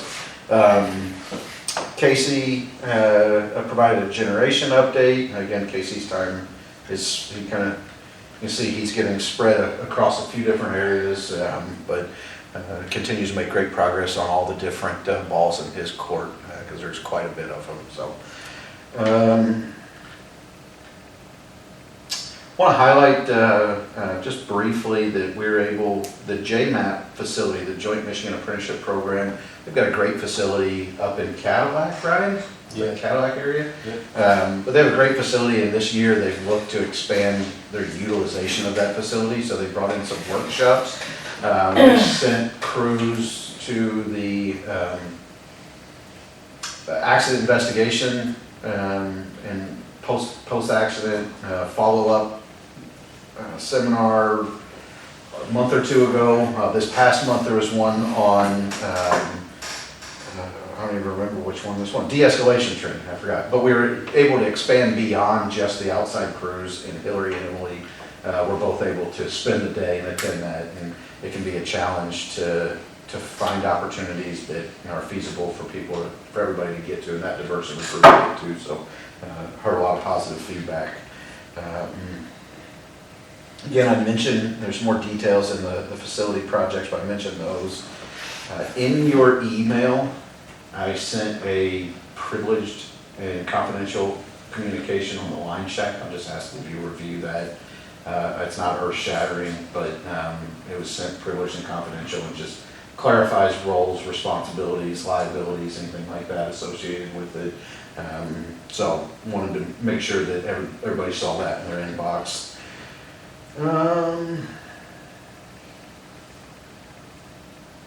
Big change too, we have expanded we've identified that getting our GIS system up and running is going to be a major challenge, just from a workload standpoint. So we have actually engaged Empower, the company that has our platform, and they have some field collection personnel, that's what they do. It's where I got my start after college, was managing projects, field collection projects. So I know the efficiencies that can be gained by sending somebody out to have a singular focus for 9 or 10 hours a day, and how much work you can accomplish on developing a GIS. So we actually have a preliminary meeting with Empower tomorrow to fine tune some of the schema for collection, and then here after Memorial Day, we will have an employee of Empower come in and start some field collection. So you may see them around town, give everybody the heads up, but we're really trying to advance our GIS and get it in the hands of people who are going to use it every day. And this is what we see as the route to make sure that happens efficiently.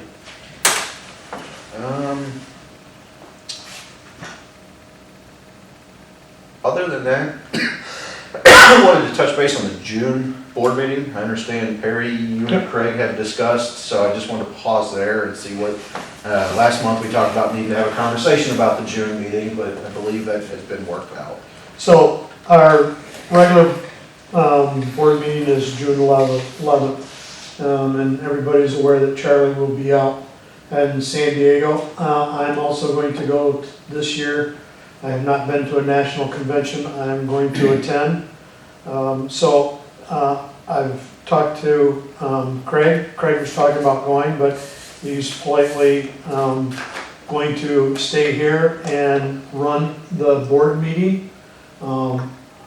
And again, my personal feeling is that board meetings and everything, unless it's some catastrophic, should go on.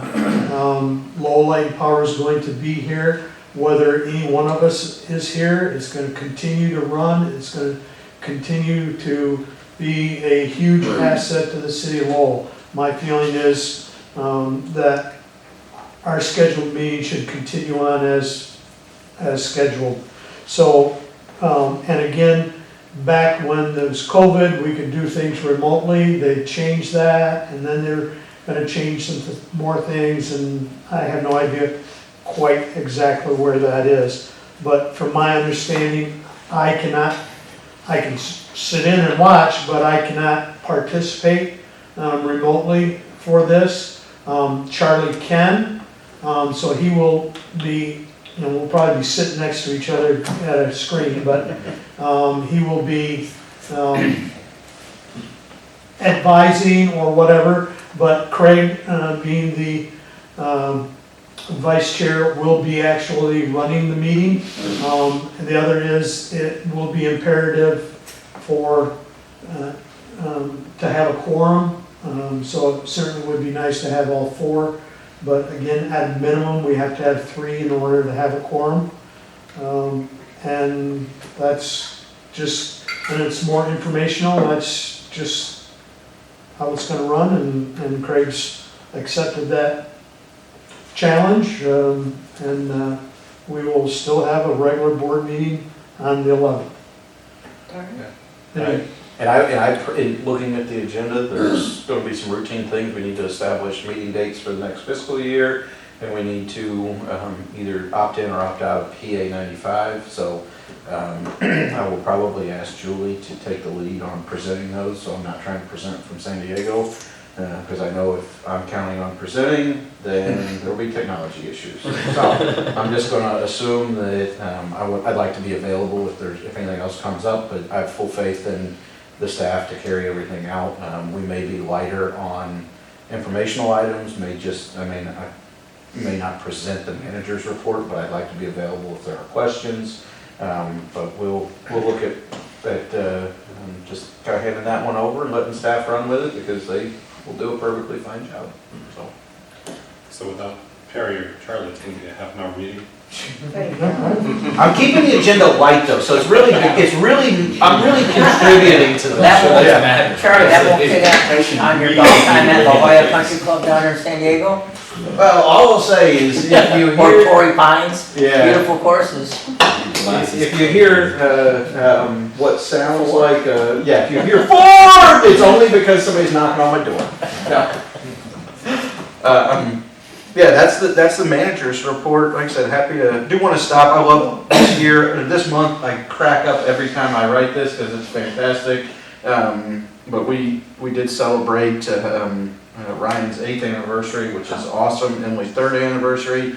But I always love, because of how we write it internally, Tom's original or first hire date was in 1989. So again, great team, all 3 of them. A little bitter, I forgot Emily hit her 3 here in April, a little bittersweet to see that one. I don't remember what she did, but yeah, it's a great group that we have. So I want to thank everybody for another great year of service. I'm going to be reminded of how much we're going to miss Emily when we look at how she's really elevated, how the pictures and things come up. If you'll zoom out just a touch, Megan, there's a lot on here. But again, some of the social media posts, I've been waiting for the one on the right. I think it's amazing.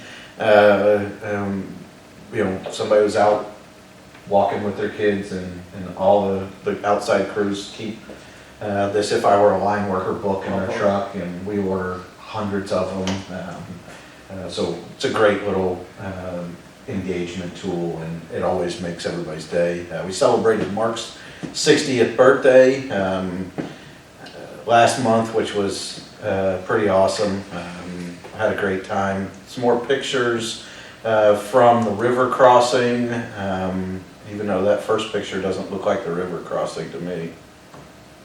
Ryan, is that first picture on the top left the river crossing? Yep. Is it? I'm not familiar with where that is. That's one pole to the Next to the river. east of where the river crossing comes into the main line of Circuit 204. They're just switching the feed back to 204, so that the stoplight is fed from 204, or actually from 207, not 204, because it's a minor thing, but typically your circuits are going to get hit out in the country and get knocked out of service more frequently than in town, just because the reliability is a little bit better because there's less trees, tree trimming's better.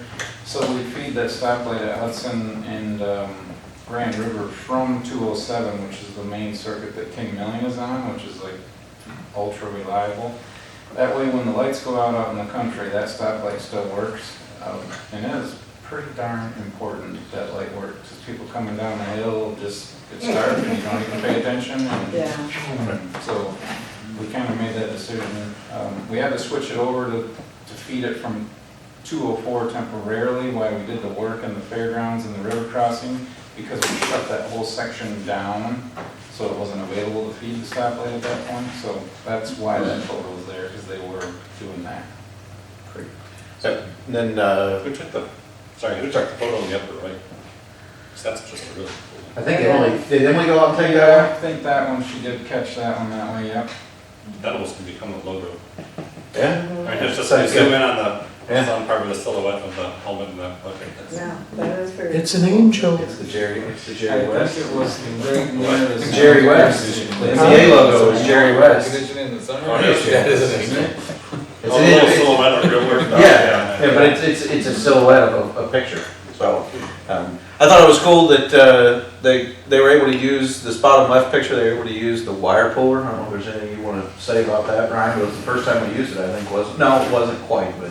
Yeah, it's a pretty handy piece of equipment that we were able to get, so it makes our capabilities a lot better with having that. And then the last page is just the transformation of the doors that we talked about. And blocked them up, gave Casey a little bit more usable space in there, addressed some water issues, and then you happen to be able to see the new ladder that Casey mentions in his report, double purpose. But that's also the new ladder that's gonna replace the roof access ladder over here that we identified just needed to be brought up to code and updated a little bit. So those are your pictures, and that's the rest of the manager's report. Okay. We've already talked about June 11th, this board meeting, board comment. Daniel? Hey, I want to say congrats to Ryan for 8, Emily for 3, and we'll be sad to see her go. I also wanted to ask if we could move or get a secondary copy of the circuit map that is in the old boardroom over here. Yeah, we'll get some updated ones soon. Yeah. We got a little bit of work to do to make sure that it's gonna be all up to date, I guess. Sure. And then we can get new ones. We have the 2 old ones that you said you wanted too, Tina. Really? Yeah, I think those are helpful. Where they at? When Ron's talking They're about at the old circuits and board, stuff, it's nice but to- they're available. Yeah, just to, I like Yes, to see them somewhere, and probably not the best thing to always include in board stuff. We did a lot of cleaning and they got saved. Really? Thank you. That's it. Tina?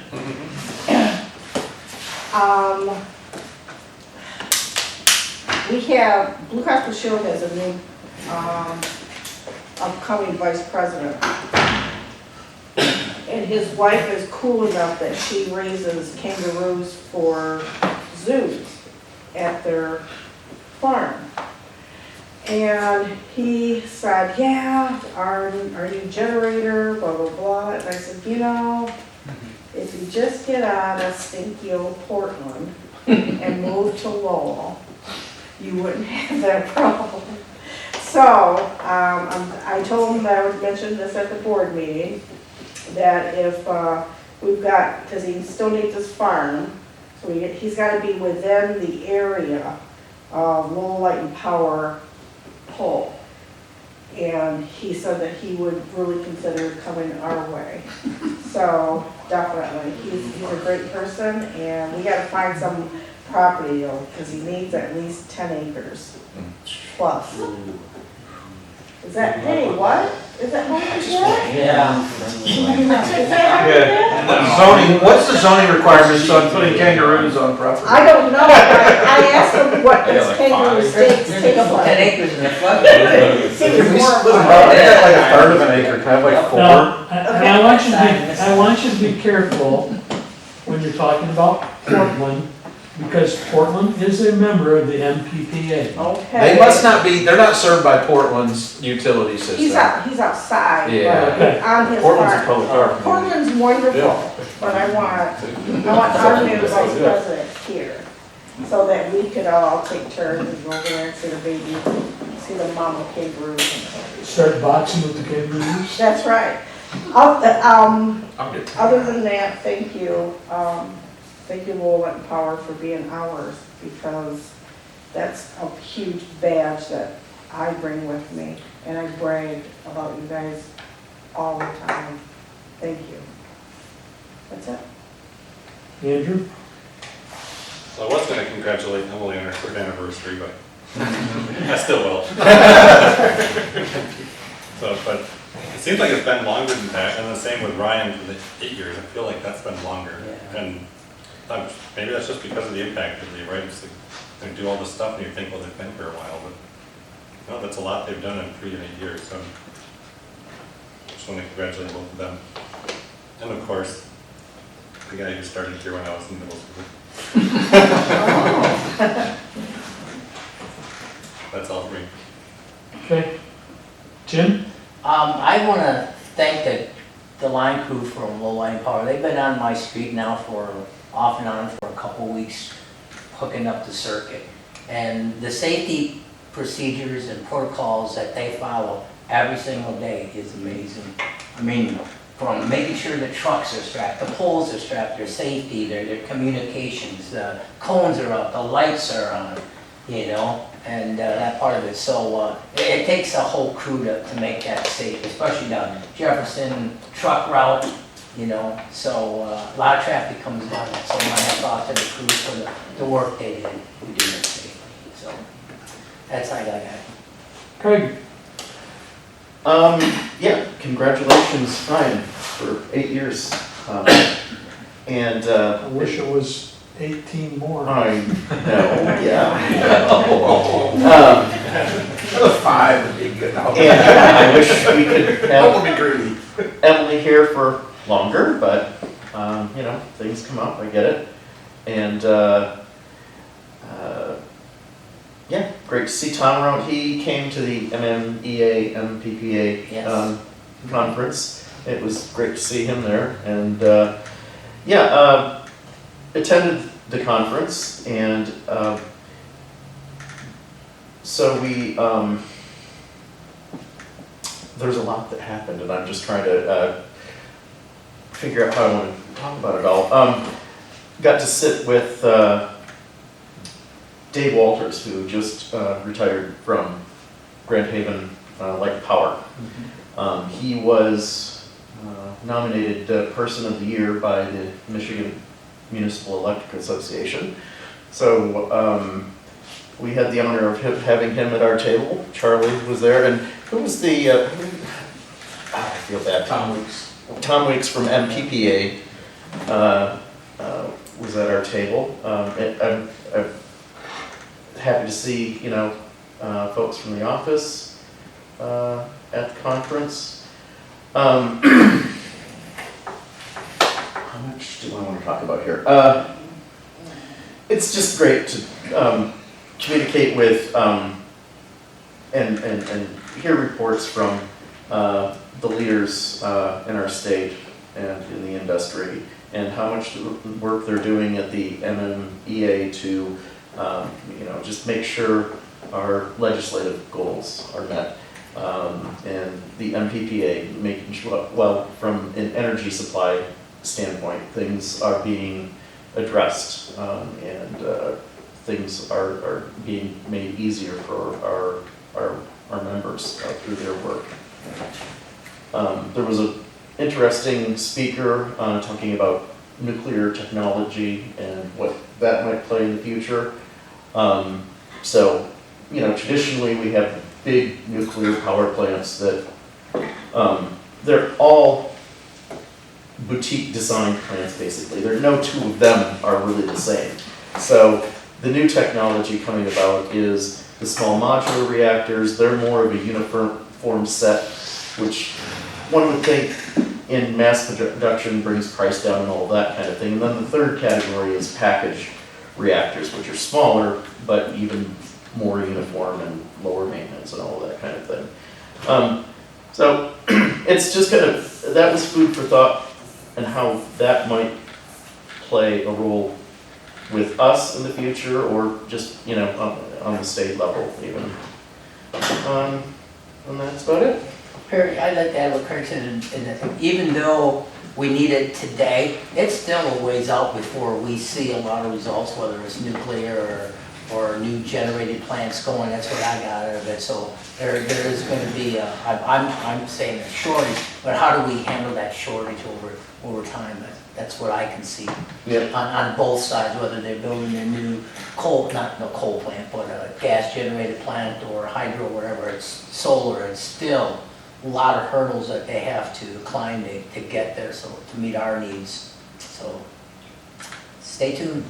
It was a great lineup. I didn't touch on it at all, but thank you guys for attending. We had a great turnout. I think it's important that if we can be there, it's great to have a showing there, just because it shows our support for NPPA, NMEA. It's also an opportunity to hear from NPPA, and I always promote every year. My feedback is let's hear more from NPPA and allow NPPA to connect impacts to us, to the industry. I've thrown a talk idea out on compliance strategies for new energy legislation. I know I hear that from you all. How are we going to do it? We had pretty extensive conversations at the conference about, well, what about that? What about that? And there's a lot. How are we going to do this if that's not there? How are we going to meet this requirement? There's a lot of that. So there's still a lot that's yet to be determined. But I think a year from now, NPPA could really help bridge the gap, between the greater industry landscape and how it impacts Lowell Power. So, it was a good talk though, and pretty fascinating to hear all the discussions. Just to give you all an idea on nuclear, there's a Southern Company plant, Vogtle 4, just reached commercial operation about a month ago. Originally, that project, Vogtle 3 and 4, was approximately $11 billion project. They just finished it for about $34 billion. So it's hard to make up that project cost a lot of people their careers. Yeah. So And that's what we need. We need investors. We need people that are going to invest billions. but thank you all for your attendance. So. Okay. Well, and I'll start out with, I apologize for not attending. I had to get some work done, and it had all intentions of going, but work finally got in the way. Which is understandable. Congratulations to Ryan, Emily, Tom. Again, we have as Tina says, we got rock stars. We got a great group of people here at Lowell and Power. And I just have, the only other, it's just a question, and it's probably for Casey. Again, I just been driving all day through Iowa, and this morning, a good portion going through, wind turbines are really working. Got to one section and they were all off. Not one maybe needed work on, but for as far as the eye could see, they were off, and then got further up. And so you're kind of driving going, I think there's enough wind to move So I'm assuming like that they didn't need that, so they, shut them down. And along with that, so where does power go? I mean, this might be a real dumb question, but, so we got coal furnace going, and we got power, and we got nuclear and everything, and all of a sudden we've got the wind turbines going, and we have an excess of power on the grid. Where does that power go? I mean, is it just wasted? Is it goes, it's just some real dumb questions. No, those are good. Two things. So, being out in Iowa, you probably didn't see a lot of big cities or a lot of people.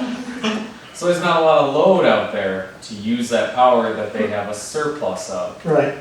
So when they have a surplus, you know, it's best to just turn the wind turbines off because you can have too much power, too high a voltage, and that causes issues just like too little power, too little voltage. And right now, this time of the year, temperatures are mild, very low demand on energy, so yeah, they're probably just idle, you know, not generating power, not needed. And then, I guess to your second question, excess power. So there's no such thing as excess power on the grid. The only power that's generated is the power that's instantaneously consumed. So there's no like bladder system or, you know, pool or like extra A reservoir. reservoir or something. End of the line, that's- it just drops off. Yeah.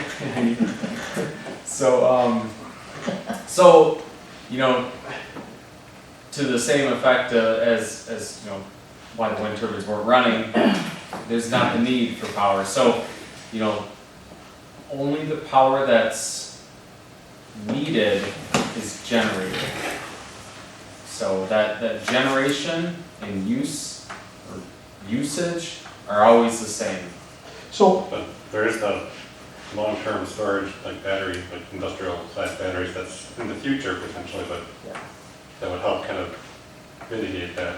Yes. And the problem gets more complicated because not all power is created equal. So one of from a grid operator standpoint, there's been more and more focus on dispatchable renewables. And it's not, you can't turn them on when you want them on, but it's dispatching them down.